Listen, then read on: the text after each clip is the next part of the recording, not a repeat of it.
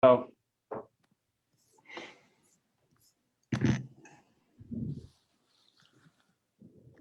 Hey,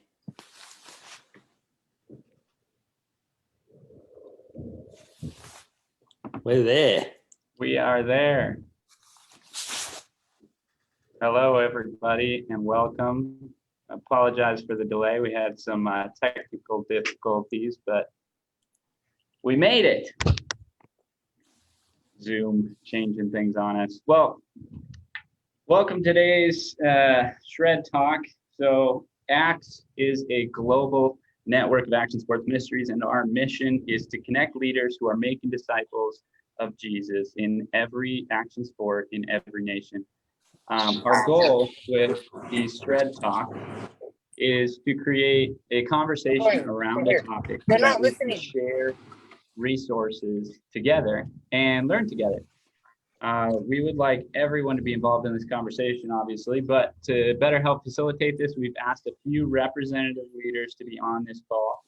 So please, if you're watching live, please comment questions in, invite others into the conversation, and we'll do this together. So today, we are talking about being the trusted God person in an action sports community. But before we jump into that, I would like to have each of the members of our panel introduce themselves with their name, where you're from, what you do, and how you are the trusted God person in your community. Brett, do you want to start us out? Yeah, g'day, mate. Brett Davis from Australia.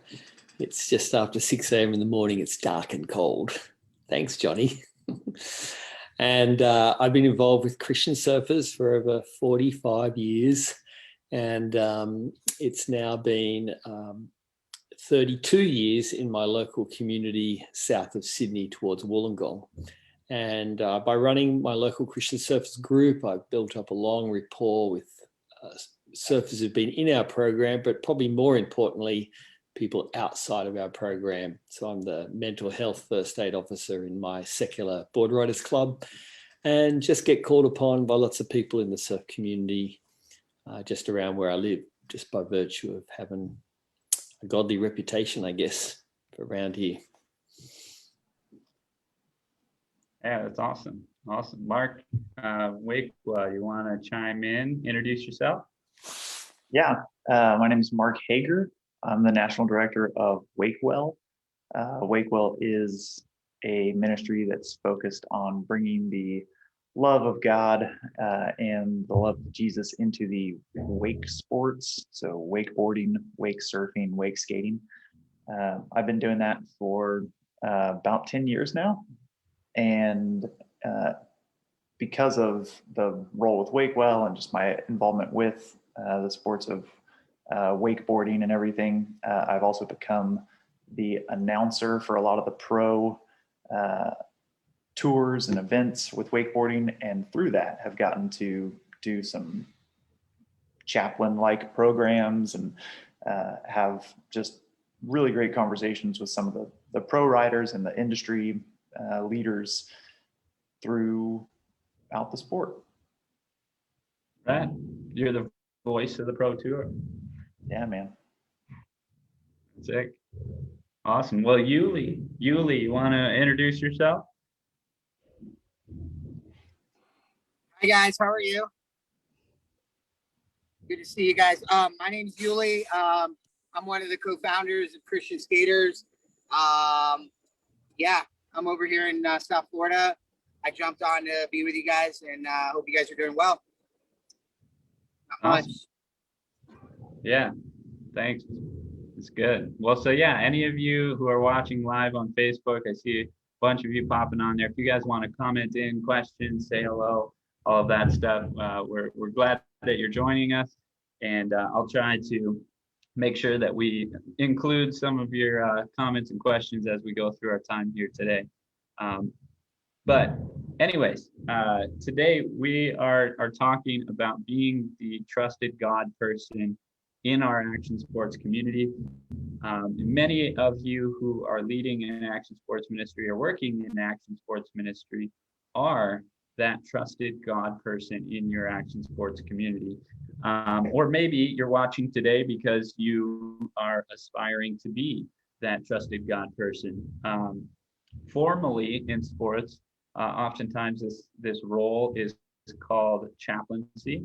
And so we'll talk a little bit about the organic side of it and then also the formal side of it, chaplaincy, in today's conversation. But let's dive into the discussion a little bit here. I want to ask you guys, what does it mean to you to be the trusted God person in a community? Like how does that, what do you do? What does that look like? What does it mean for you to be the trusted God person in your action sports community? Anybody can just, jump in. Don't be shy. Thanks, Johnny. For me, it's both a privilege and a responsibility. That's what it feels like. And what it looks like is, and I'm talking about my wider community, so not the Christian community, not even my Christian surfers group or programs, but just the wider surf community.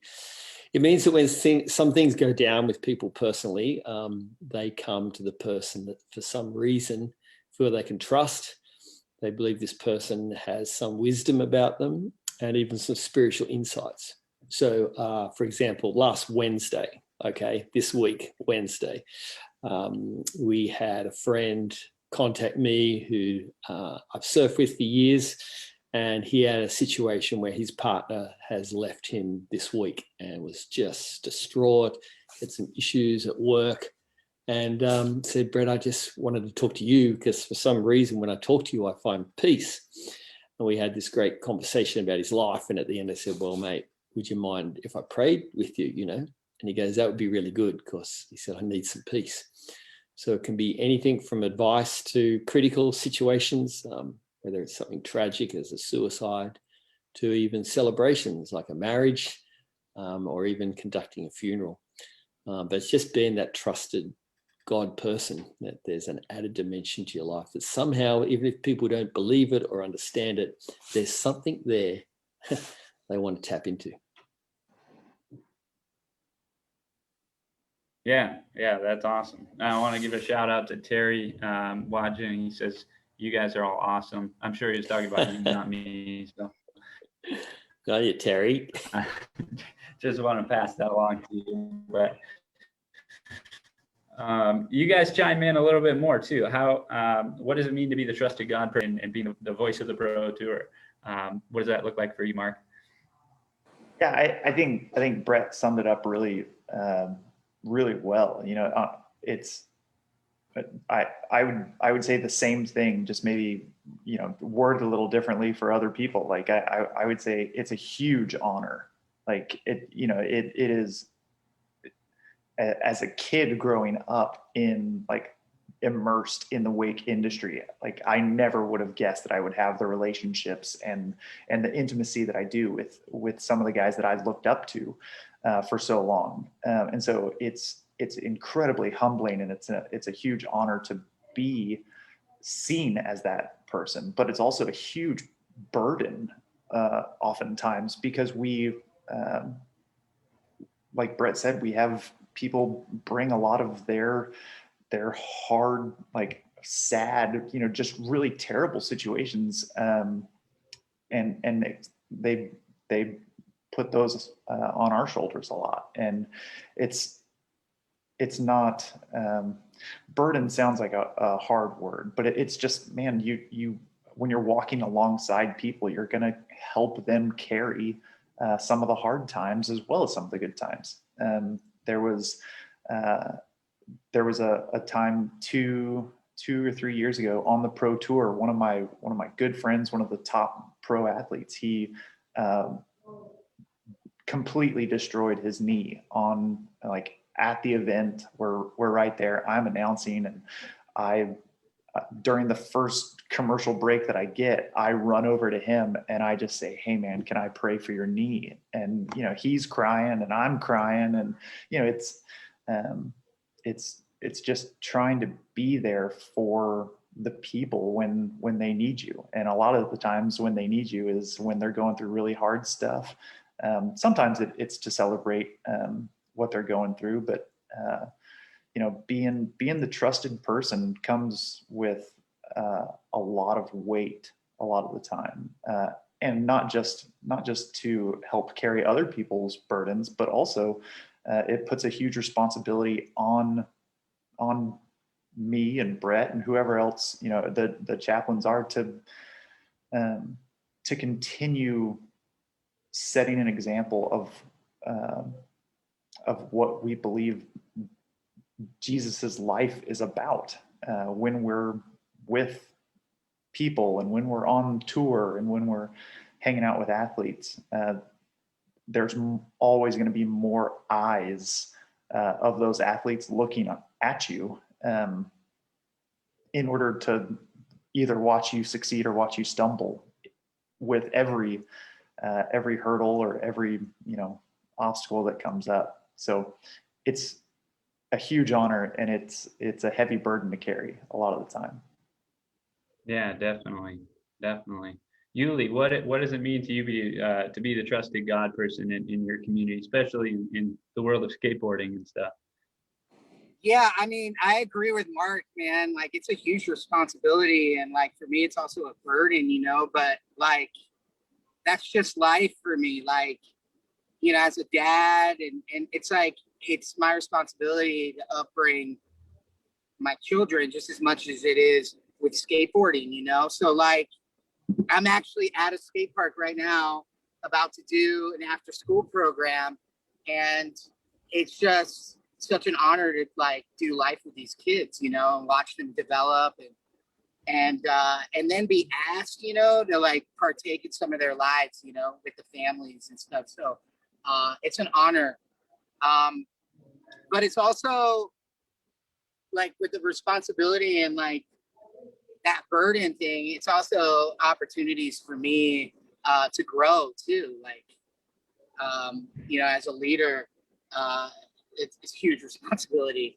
I see a lot of leaders these days, and you know, it's just one of those responsibilities because we can lead them in the wrong direction if we don't have our lives aligned. And so, yeah, so I'm just honored to be a part of it. Does that make sense? And I'm about to do my class at 4:30, but I really wanted to jump in because I love these conversations, and I think they're very valuable. So thanks for allowing me to be a part of it. Yeah, no, we appreciate you being here and all that you do in the skate community, both with the kids and with some of the athletes that you get to work with, and yeah, it's incredible, and it's a huge responsibility, and it's also a huge honor.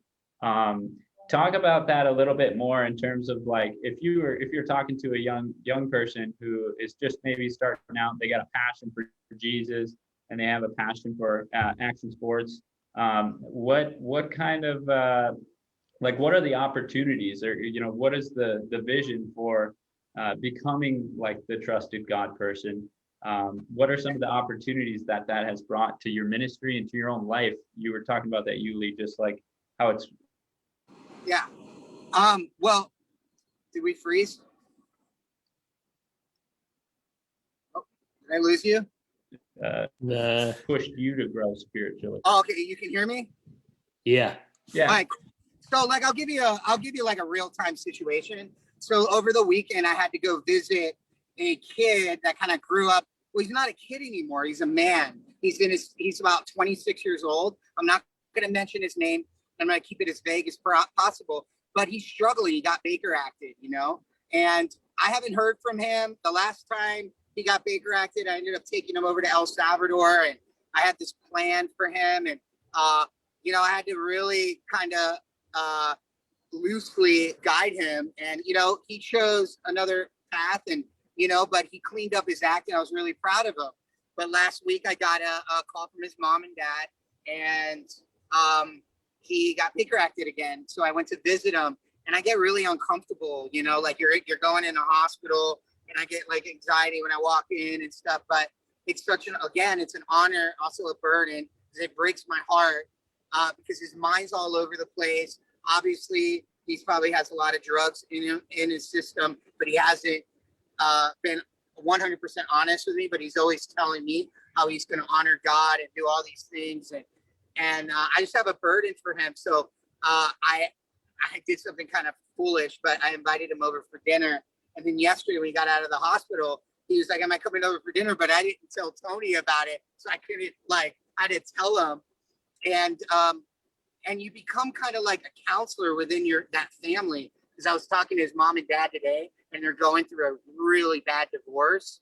And it's just opportunity to like lead them to God and pray. And also opportunity for me to study the word so I can better, counsel and use the Bible to do that.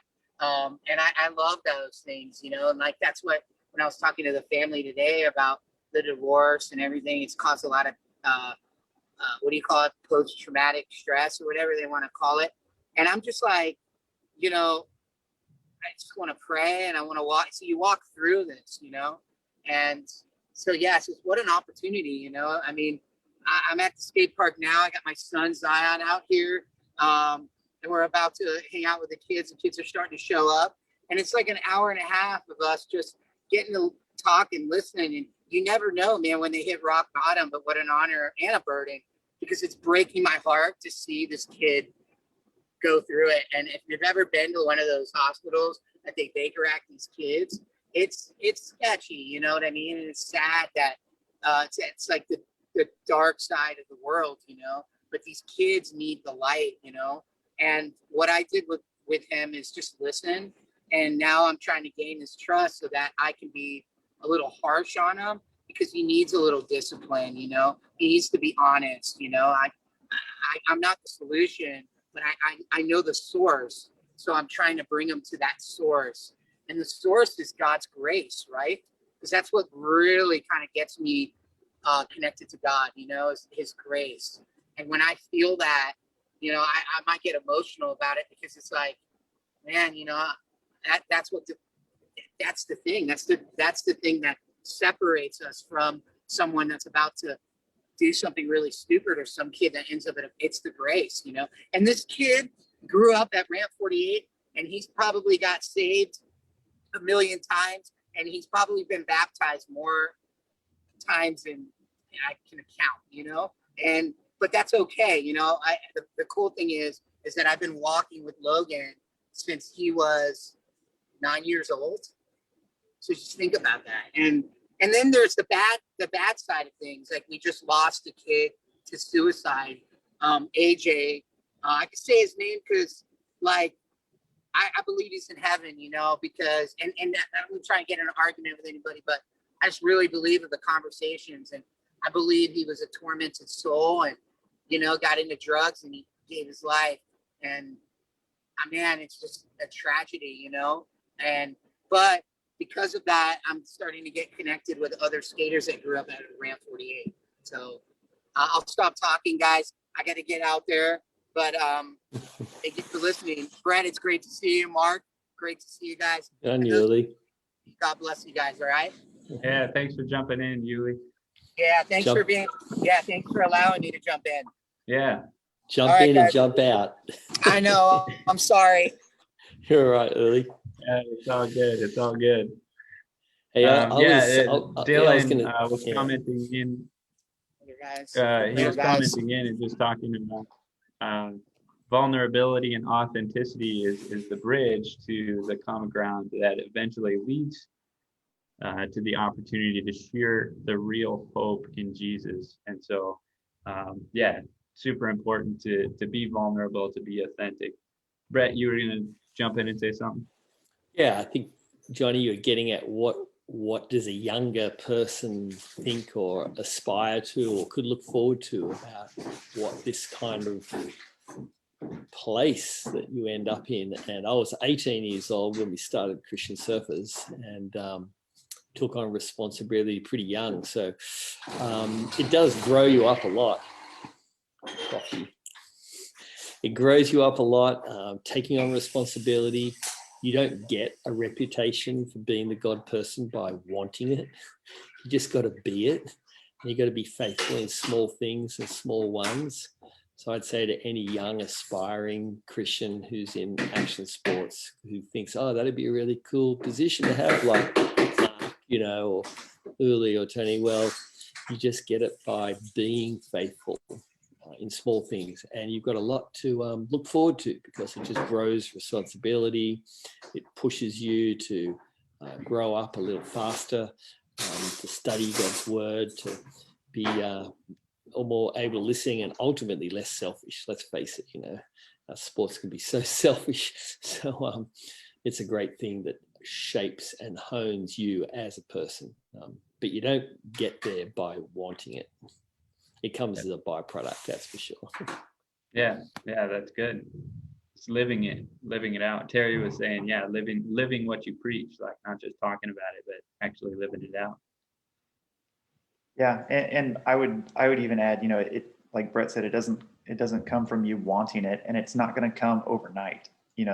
No one in action sports, because there's no formal team chaplains or anything that get assigned to an organization to travel with their team all over the place, and so nothing is going to come without true genuine relationship and trust that's been put there for years before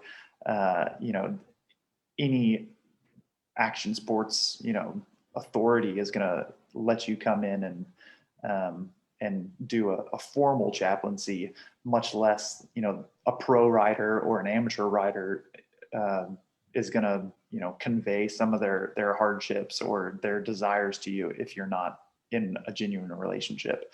And so it's being patient, it's showing up, it's serving at those events, and showing that, man, no matter what formal role you have there, that when you can show the whatever association that is running the event, if you can show them, hey, I want to be here, I am passionate about the sport, I'm passionate about the people, and I desire to help in any way possible, then once that relationship is established, you can start thinking about what the next step is to whether it's hosting a church service or doing a chaplaincy thing, or even just a prayer time. But it's not going to come because you desire it. It's not just going to happen because you want it so bad, and it's not going to happen overnight. It takes a long time to build that trust and that rapport of being the person who, no matter what, is going to be there, is going to show up, is going to be faithful to the sport and the athletes that you're hoping to impact. Yeah, well, and that can be in a professional, formal arena, or in a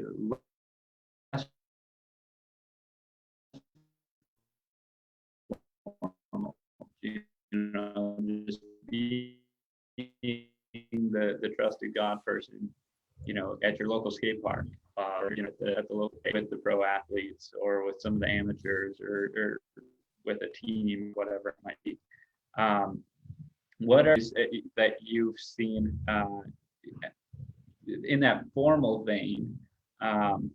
What would be some of the things logistically that you would do to kind of get credentialed into chaplaincy, or being able to marry and bury people? As an example, just recently I had a skater who's going to be getting married this fall come up and say, hey man, you've been around, and come to Bible studies and all that stuff with you.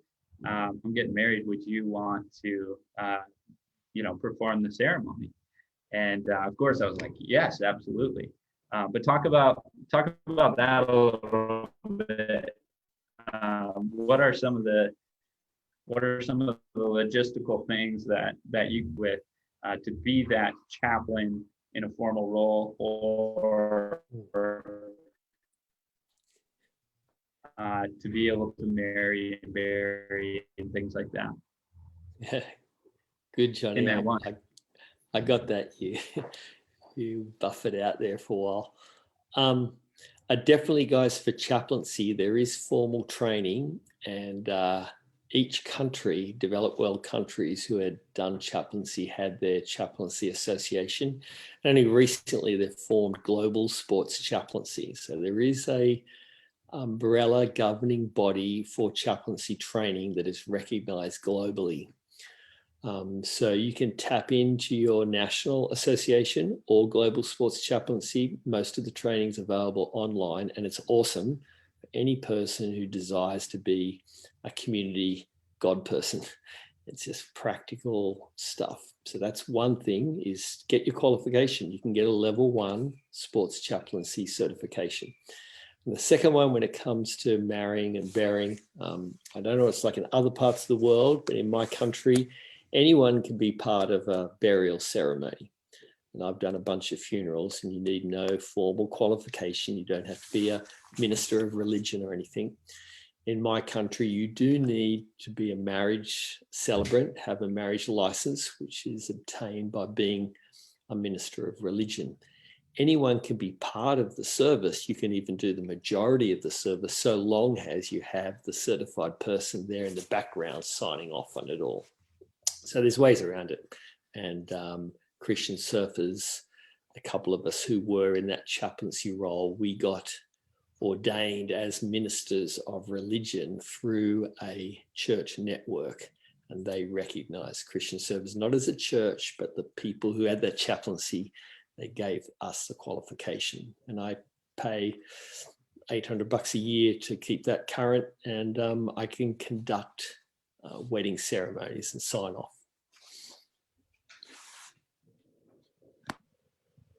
Yeah, in my country, the great state of Texas, anyone.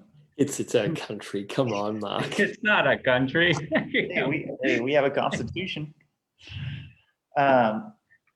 Yeah, so anyone in Texas can sign up to like marry someone. You just have to have a little document that says, you know, you went through the hoops.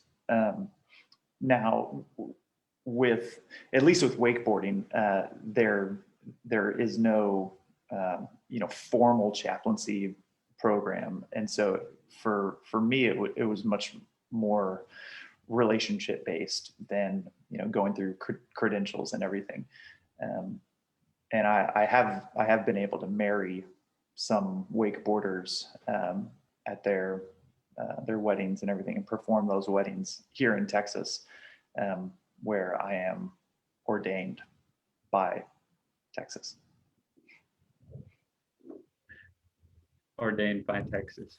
That should be Country like of Texas. Quote of the Come on.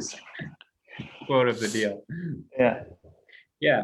Well, good. And yeah, so in every country is going to be a little bit different, different states, all of those things. So you got to look that up in your local government, what that would take to marry, to bury. There's tons of resources online that you can dive into. But what I hear you guys saying is that besides all of those formal things, really it comes down to the relationships. And building trust over a long period of time, and being there, being that person, not just wanting it, but like actually doing it and being there, which is rad. What are some of the challenges of being labeled the God person within that action sports community, and how have you overcome those things? Well, there's a lot of stereotypes that people have as the God person, as the Christian person, typically.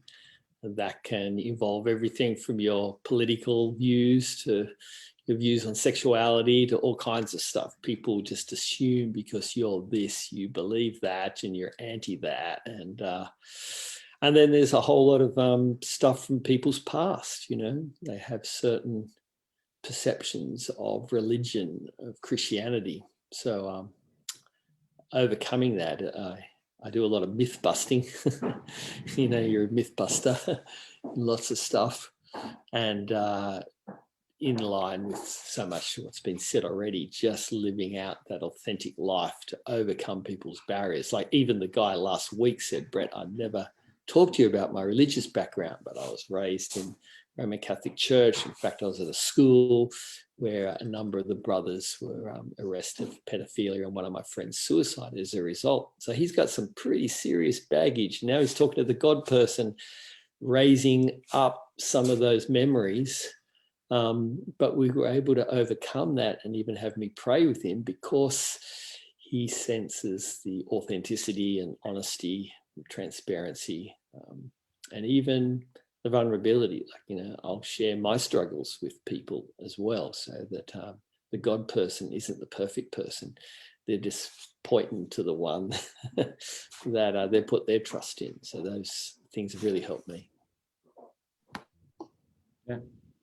Yeah, completely agree. I think in action sports, a large majority of the people are just challengers by nature. Like, you know, we see an obstacle or we see a barrier, and we want to see how far we can push it, or how, you know, we want to go after the breaking point of whatever's in front of us. And I think that comes with the territory of being the God person in a sport, is people who are just natural challengers, want to come at you a lot of the time and just, you know, try and push buttons, or try and, you know, just find your weaknesses in a lot of it. And that's not kids like paint upside down crosses on all of our windows on our skate park, like, you know, facing the street and stuff, like just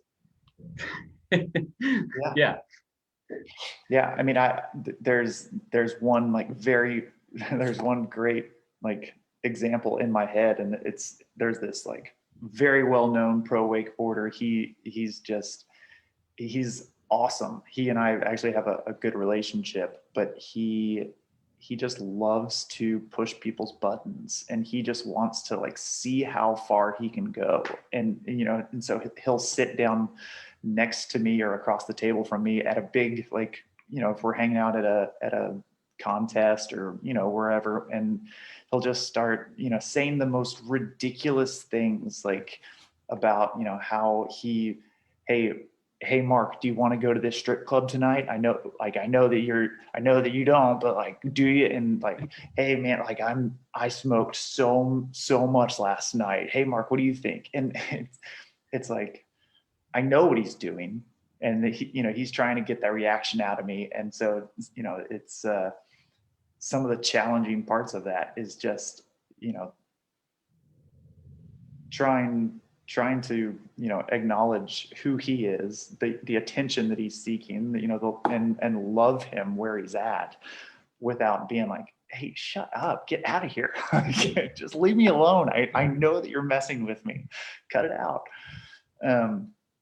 But when you're surrounded by you know, when you're in a culture of challengers and people who love to push the limit, they're gonna push the limits of their friends around them. They're gonna, you know, push the limits of the people that are trying to get close to them, and ultimately they're gonna push the limits of you, the spiritual guy. And so keeping your cool can be difficult in that. And there's no other way to, you know, you ask like, and how did you overcome it? And it's just remembering that that other people, you know, that I'm here because Jesus has me here, and I'm just gonna love everyone, and that, you know, it's ultimately it's one little conversation. If they embarrass me, that's okay. Yeah. There's a passage I was just reading it the other day. I can't remember where it is in the Bible, and I'm gonna butcher it trying to quote it. So, you know, call me out later. But it talks about, like, if you find someone who is sinned, try to restore them, but do so with gentleness.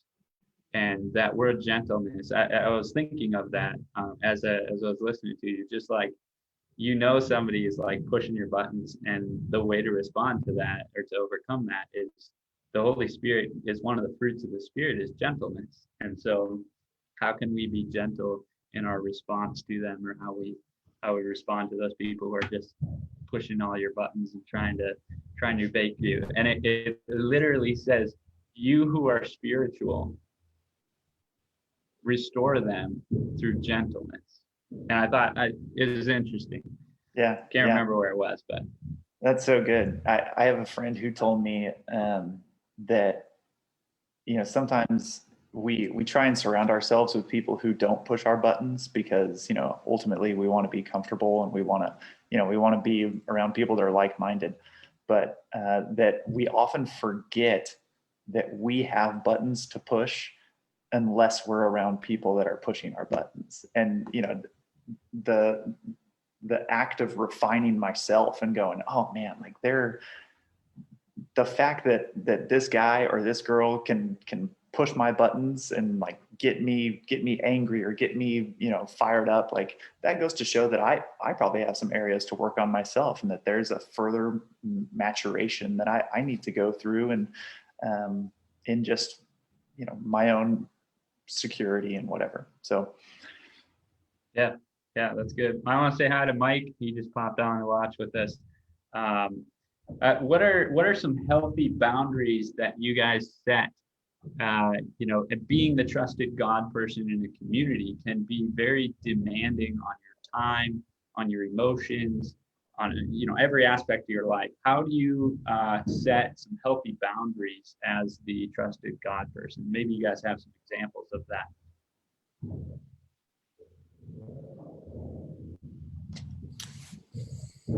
Yeah, I'll follow you. Yeah, well, I guess I had that trusted God person status amongst young guys when I was single, and then I was married, and then I had a kid, and then I had 3 kids. So different seasons of life, there's different demands. But if you're the trusted God person through all of it, you got to make sure that you're the trusted God person to your own family and to yourself first. Of course, if I'm not in good shape and my family's not in good shape, well, I'm not in good shape to help anyone else. So I try not to bring things home, like literally don't bring the people home sometimes, but don't bring the burden home. I guess, and I really appreciate Uli's such a passionate guy who was on earlier. And I just sense he just so owns the intensity of people's things, maybe don't care as much. But I've tried to just hold things like seriously but loosely, knowing how can I offload in prayer and trusting God that I can trust God with this person. I'm not their savior, I'm pointing them to the savior, but I'm not the savior. So those are just a couple of practical things. I do find it really helpful. I often pull up in the driveway before I walk in the door. And if there's anything that I got to offload work-wise, or it's a relational, emotional thing, to do that in the car before I walk in the door. So I'm really present for the people who depend on me when I walk in the door too, Yeah, that's good. I remember, Yuli was talking about there was a boundary there about he invited this guy over for dinner, but hadn't talked to his wife yet about that. I'm sure, it was all good and worked out and everything, but like there are boundaries, right? So Mark, share a little bit how it works with you. Yeah, for me, I'm still learning. I'm not great at setting boundaries and all the stuff. I'm still trying to figure it out. And I am married. We don't have kids yet, and so there's some flexibility there with my wife is incredibly gracious and very forgiving of me to go and do the tournaments and the contests, and then to come home and to be spending my weekends at wakeboard events. She's awesome to allow me to do that. But even when I am home, like Brett said, I've tried to be better about keeping as much of the work during the actual work day. And if a conversation comes up or anything, if it's not urgent, I try and ask, hey, can I call you tomorrow? Is there a time when we can talk about this, during the day, or if I can catch you like on a break or something like that. But it is hard because in a lot of ways, like you're kind of the on-call physician for these people that are needing help. And again, my wife is incredibly gracious, and she knows that, if something comes up that, okay, Mark's on call right now, and if I need to talk to someone who's off the deep end, then it's okay. And so having those conversations beforehand and saying, hey, someone's going through something, and if they happen to call, then I'm probably going to jump off and go tend to them for a second. But it's just having open communication with your spouse or your partner, whoever needs to be involved in those conversations beforehand, and making sure that that everyone's on the same page, at least as far as you can get it. Yeah, that's so good. Just open communication with the spouse and family, and I think as you get into marriage, that becomes one of the things of partnership. Her supporting you in ministry, and being able to say, yeah, I'm going to give up my weekends so that you can go and serve and do this thing. Yeah, that's incredible. Praise God for awesome wives. Just on that too, Tony, a huge thing for Gil was there's a difference between me being taken from her versus me being given by her. So it looks the same. I'm gone, but we had to work it through that she was the one giving me, not that I was being taken from her. And that was good communication, making sure I got the balance right, but a massive difference in our life together. And that little boundary when she got to the point where she was really giving, because she was confident that she had my attention first over all these other clamoring needs. And once she was sure of that, well, then she could give me, as opposed to feel like I was being taken. Yeah, that's so good. Well, is there some resources that have helped you become the trusted God person, the chaplain? I know, Brett, you were talking a little bit earlier about some of that formal training. I don't know if you have the website offhand, or if there's like classes, podcasts, YouTube content that's out there that you guys have seen, books. What are some of the resources that have helped you to become that trusted God person or chaplain in your action sports community? That's a really good question. Like I said, formally, you can go to just do a search on sports chaplaincy training and it'll be there. But I think the bigger thing is it's about your reputation as a whole person. It's a reputation you have in the water. Like, I've had to work hard. Well, am I the God person when I'm surfing? Or do I leave God on the beach, and I'm just a wave hog and I'm harassing people in the lineup trying to get my share of the waves, and you can only take other people as far as you're taking yourself. And so the last 10 years, I've probably been on a journey of going deeper, not just going wider. And so just anything that will help you grow deeper as a person.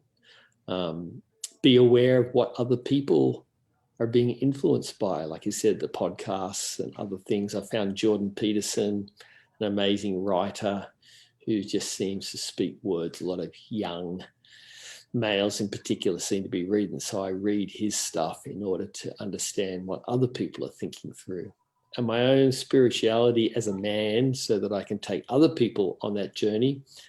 Anything that John Eldridge has done with Wild at Heart, I found that really helpful in growing me as a man, and it's given me language to help other men, because I am dealing as a chaplain, God person. It's typically with other men. So anything that helps me develop as a man, articulate what that male journey is really helpful. for the guys.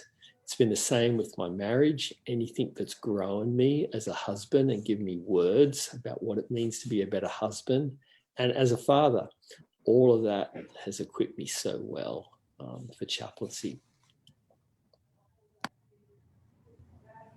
Yeah, for me, I'm not a very good reader, and both in like my abilities to read, I'm not very great, but in my desire to read like other things, it's just lacking.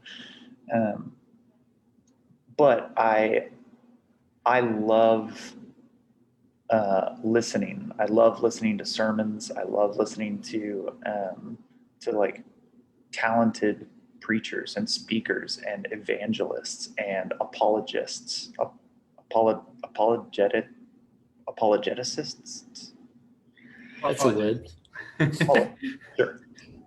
Um, and I, I like I gained so much. I'm a great I'm a great regurgitator of others' informations. I'm a great repackager. I know that I can hear something from someone's perspective and then turn it into wakeboard lingo in my head and spit it back out. And that's a talent that I have, and that's not necessarily everyone else's talent, but you're only going to be able to put out what you're also, putting in somewhere. You can't put out information that you never gained. And so if you don't enjoy reading like myself, then don't trick yourself into thinking that you're going to read all these books. Figure out how you are going to get the information in, and then figure out how to give it. So if it's listening, if it's reading, if it's showing up in person and watching someone preach, or watching YouTube videos, or whatever. I think some of it's just knowing yourself. And I see people are a great resource. I've rubbed shoulders with people I respect. I've been in conferences. I've been to chaplaincy conferences and trainings and heard other people's stories. That's been inspiring.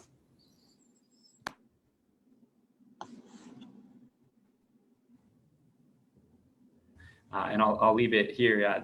With this is this will be your challenge here.